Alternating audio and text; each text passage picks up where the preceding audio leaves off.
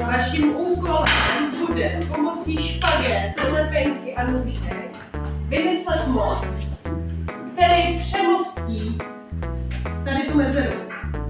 A musí držet. A musí držet. A musí udržet autíčko. Najdete nějaký autíčko, který nás musí. To má autíčko?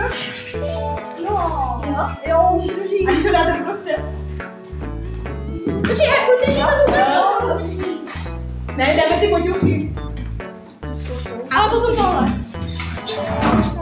Tak. To se vám Ale pořád, jenom se prohnul, ale pořád drží. Tak ještě děláš Matyáš. Ještě dál. Ještě dál. Jo, dobrý. Třetí knížka. Jo, ale jsme tady tak tohle to nedrží.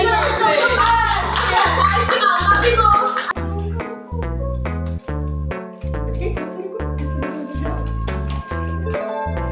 Kompajší, super!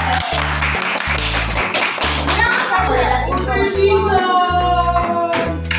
Tohle knížku? Jo. A pak dejte tam ještě ty všechny. A udrží to tuhle knížku? Jo. A udrží to obě ty knížky? Jo. A troufáte si tam dát ještě jednou? Tutu. Jo. Ne. To není možný. To stačí.